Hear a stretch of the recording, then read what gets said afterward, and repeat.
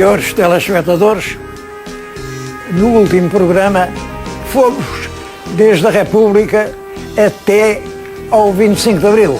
Hoje, para acabar esta pequena série sobre a história nacional, segue-se falar nos 36 anos que decorreram depois da Revolução de 25 de Abril.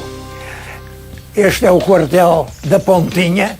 Foi aqui que funcionou o quartel-general, o comando da Revolução de 25 de Abril.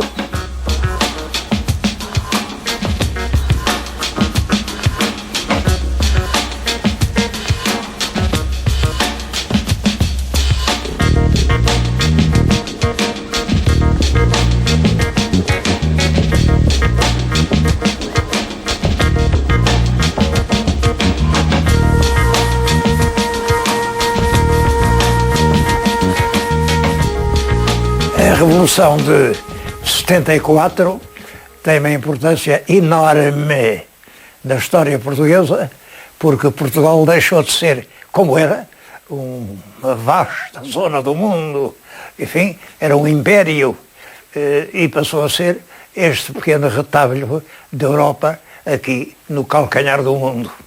E, portanto, isso mudou completamente a nossa atitude, a nossa posição, a nossa identidade.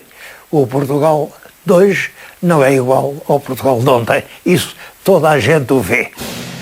Saíram da Escola Prática de Cavalaria em Santarém, viaturas blindadas, com um capitão Salgueiro Maia, e meia dúzia de soldados. Vieram até Lisboa, subiram ao Chiado, apontaram para o Convento do Carmo, porque lá dentro estava o chefe do governo, o professor Marcelo Caetano. E o professor Marcelo Caetano lá dentro deu ordens para que não houvesse qualquer resistência. Não, ele fez questão que não houvesse violência nenhuma, não? E, portanto, houve um tempo em que se parou. Depois o chefe do governo rendeu-se, foi levado para a Ilha da Madeira, o Presidente da República também, e, portanto, caiu todo o regime. Uma junta de salvação nacional composta exclusivamente por militares tomou conta do governo e inicia-se uma fase nova da história portuguesa.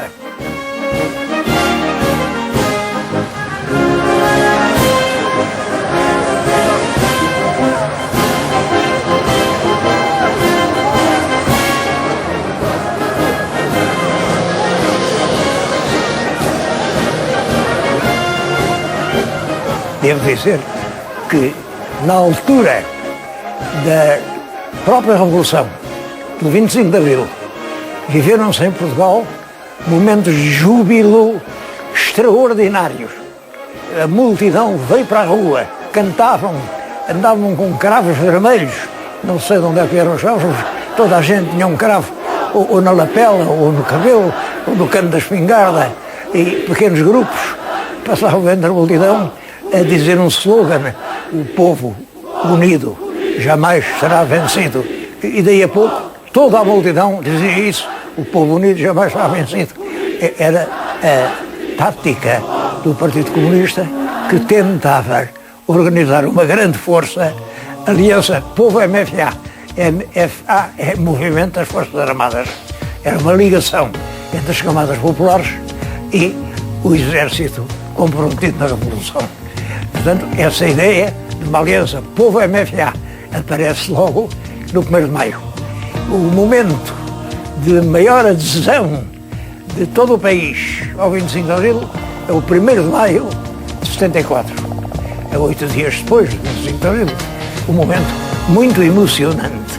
Os lisboetas viram com surpresa bandeiras e cartazes com a foice e o martelo, que eram os emblemas do Partido Comunista, que até então eram rigorosamente proibidas, e que o partido funcionava na clandestinidade.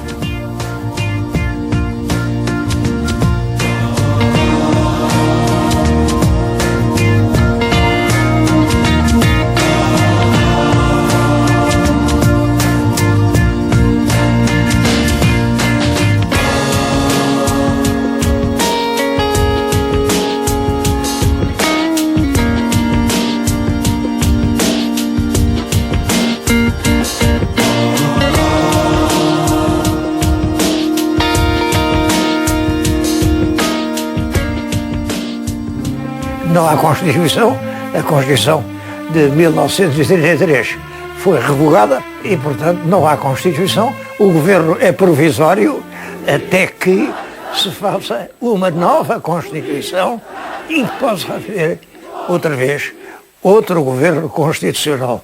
Isso durou 2 anos. Só em 76 é que houve uma Constituição nova, que é atual, é a que está atualmente em vigor, com algumas correções dos atos adicionais, porque a Constituição prevê que de tantos em tantos anos pode ser revista. Durante esses 2 anos viveu-se em regime de governo provisório. Esses 2 anos são anos atormentados. Praticamente não havia mês nenhum em que não houvesse uma coisa dramática e emocionante. Alteração da ordem, violência na rua, violência nos quartéis, violência nos bairros, ocupação de casas, ocupação de fábricas, incêndios nas sedes dos partidos. Foi realmente um período mau. E porquê? Julgo que a explicação é esta. O 25 de Abril, essencialmente, origina-se nos quartéis para acabar com a Guerra da África. A Guerra da África dura já há mais de uma dúzia de anos, embora nunca foi assim uma guerra de grandes batalhas, muitos contra muitos, não. Era uma guerra contra a guerrilha. Mas isso era terrível, porque desgastava as nossas forças. Para conter a guerrilha numa região eram precisos milhares de soldados. Portugal fazia um esforço de guerra enorme para ter em 3 frentes de batalha, todas muito grandes, a Guiné, Angola e Moçambique. Ter estas 3 frentes bem guarnecidas, porque realmente durante a guerra os rebeldes nunca conseguiram estar numa posição vantajosa, nunca conseguiram ocupar um povoado, que era o objetivo deles, para poderem depois ser reconhecidos pela comunidade internacional. Portanto, as nossas tropas mantiveram sempre o domínio da situação, mas em todo caso tinham de estar lá, tinham que estar no mato. Havia vítimas e foi um desgaste enorme que impressionou fortemente, sobretudo as camadas jovens, os estudantes. Os estudantes sabiam que, quando acabassem o curso, o que lhes esperava era uma guerra com a qual eles não simpatizavam. As famílias, a mesma coisa. Muitas famílias perderam lá os filhos. E ninguém gosta de estar a criar um filho para depois o ver morrer numa guerra de que não se vê o fim. Porque havia a ideia geral de que não era a guerra que podia resolver o problema. Não era a guerra. Seria a política. A política. Uma negociação hábil, enfim, e arranjou uma associação de Estados. Mas havia grandes forças que impediam que isso acontecesse. De modo geral, as forças de extrema-direita eram totalmente contra qualquer modificação na política de integração total do ultramar. E é isso, é essa necessidade de paz em África que origina diretamente a revolta militar de 25 de Abril. Mas com esse objetivo exclusivamente militar de acabar com a guerra, coincidem outros objetivos. Há outros grupos que o que querem é a restauração de uma democracia clássica, burguesa, como antigamente, com todos os direitos, com os partidos, com votações. Há outros que querem uma revolução profunda, uma reforma de sentido de esquerda total. Por exemplo, o COPCOM, que é uma organização militar, mas que rapidamente se transformou numa força política e quer o poder da rua. Há muitos grupos, cada um quer a sua coisa e esses grupos não se entendem.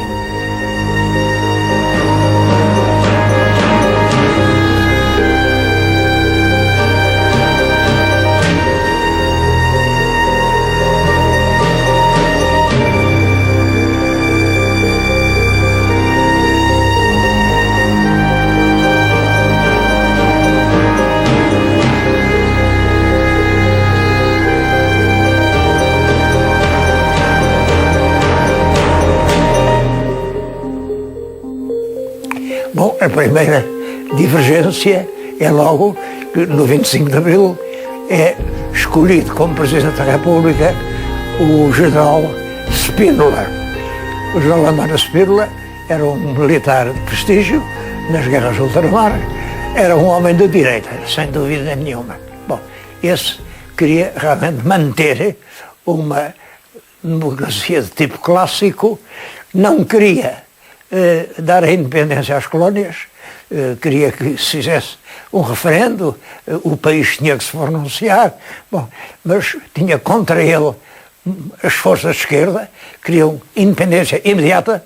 Isso origina um período de tensão muito forte, em que, a certa altura, resolvem prestar uma grande manifestação pública que devia trazer muitas centenas de olhares de pessoas a manifestar o seu acordo com a linha do general Spínola. Era a manifestação da maioria silenciosa. Eu estranho esta ideia de querer falar uma maioria silenciosa é esquecer que essa maioria é silenciosa. Quem é silencioso não fala.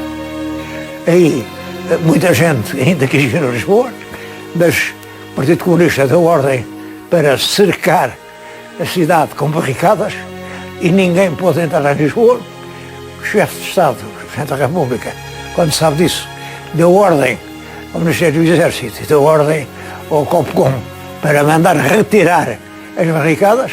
Foi completamente desobedecido, não retiraram barricada nenhuma e o general Spínola apresentou a renúncia ao seu cargo numa mensagem muito dramática que ele dirigiu à nação, anunciando que não era aquela a revolução que ele queria e que, portanto, não aceitava presidir aquele Estado. Foi substituído pelo general Costa Gomes, que se manteve até ao fim do período dos governos provisórios.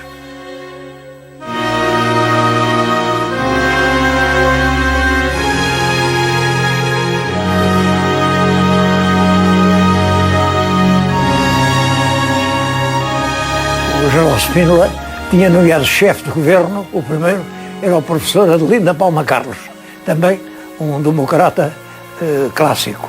Mas também o professor Paulo Carlos não conseguiu governar e foi substituído pelo coronel de engenharia Vasconcelos. O coronel de engenharia Vasconcelos foi o presidente do segundo, do terceiro, do quarto, do quinto governos provisórios. Só não foi do primeiro e do sexto. E durante o seu período, ele tentou, violentando os tempos, andando mais depressa, fazer uma revolução profunda em Portugal, de sentido esquerdista, de sentido de sociedade sem classes. Ele tentou fazer isso enquanto o governo era provisório, enquanto não havia Constituição. Esse esforço foi particularmente intenso no verão quente, chama-se verão quente, ao verão do ano 1975, em que, como não havia Constituição, ele tentou impor medidas, a nacionalização dos bancos, das companhias de seguros, das companhias de navegação, todas as atividades importantes, produtivas, tudo isso foi nacionalizado. Ao mesmo tempo, no país estabeleceu-se um clima realmente de agitação, cercos do Parlamento, confrontações violentas e a noção de que realmente estávamos numa situação de crise grave, muito grave, claro que era muito grave. Entretanto, já se tinha dado a independência às várias colónias, sem qualquer contrapartida ou garantia dos bens e pessoas dos portugueses que lá estavam. E essa gente veio-se embora, os chamados retornados, perto de 500 mil de portugueses, abandonaram as suas terras de adoção e voltaram para Portugal a recomeçar a vida. É claro, 500 mil de pessoas que vinham realmente incomodadas, ofendidas, desiludidas e que ajudaram a fazer esse clima de hostilidade.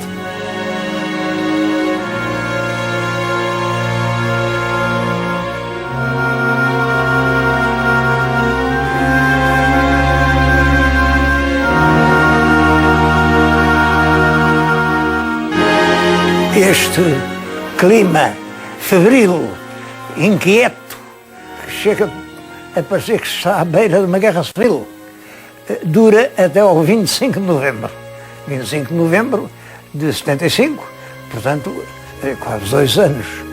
Aí, uma força militar comandada com muita energia pelo Tenente-Coronel Ramalhianes acaba com as unidades que querem realmente manter esse clima e impõe a ordem e a disciplina dentro das Forças Armadas. Isso dá-lhe um grande prestígio e faz com que nas próximas eleições presidenciais ele é escolhido para Presidente da República. Mas quando se fizeram as eleições constituintes, e se viu que realmente a maioria do país não votava em partidos de extrema-esquerda, não. O país, apesar de tudo, queria uma solução moderada, uma solução central, centro-esquerda, PS, ou centro-direita, que era o PSD. Estas duas forças foram-se revezando no poder e instalou-se, pouco a pouco, o Estado de Direito, a democracia serena, com imensas dificuldades, mas são as dificuldades dos novos tempos.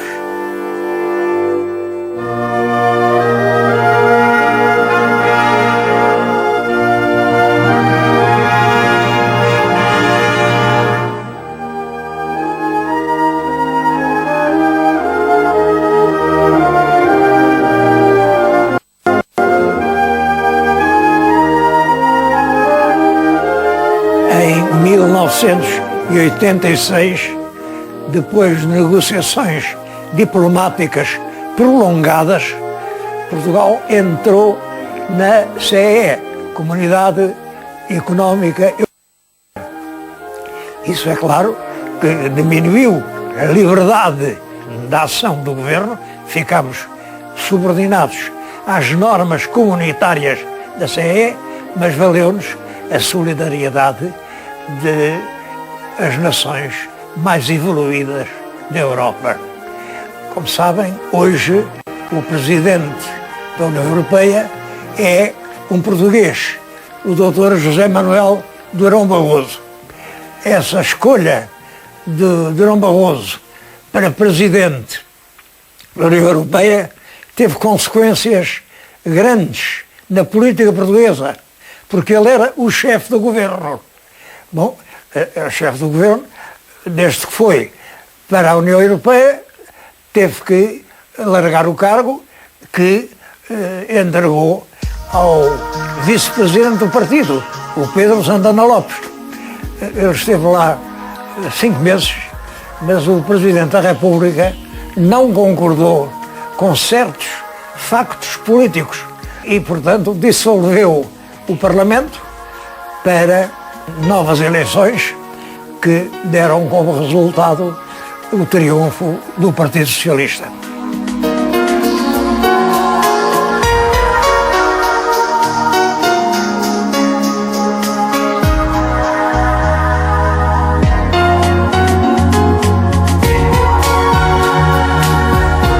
Em 1 de janeiro de 2002, Portugal adotou como moeda nacional o euro.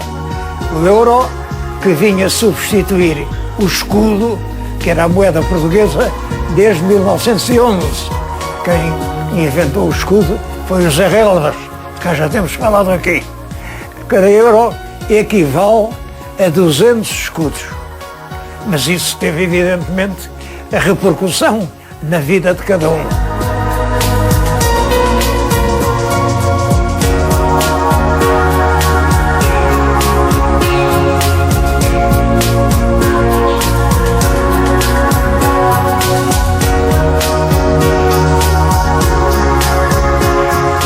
Depois do general Ramalhianes, ocuparam a presidência da República o Dr. Mário Soares, que era líder do Partido Socialista, mas que, durante o processo revolucionário, se tinha imposto pela coragem com que tinha impedido que Portugal resvalasse para uma ditadura de esquerda.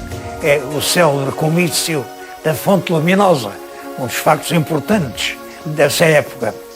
Depois, Dr. Mário Soares, ao tomar posse, declarou que ia ser presidente de todos os portugueses e cumpriu amplamente a sua promessa. Isso valeu-lhe ser reeleito com maioria de votos para um segundo mandato. E só não foi reeleito para um terceiro porque a Constituição não o permitia. Depois, a Mário Soares sucedeu o Dr. Jorge Sampaio, oriundo da esquerda democrática, que também foi reeleito para um segundo mandato. E depois seguiu-se o Dr. Aníbal Cavaco e Silva, antigo chefe do governo e apoiado predominantemente pelas forças da direita. É ele quem atualmente preside aos destinos nacionais. A política tem-se alterado numa rotação entre centro-direito e centro-esquerda. Atualmente é o centro-esquerda, Partido Socialista, que está no poder, presidida pelo engenheiro José Sócrates.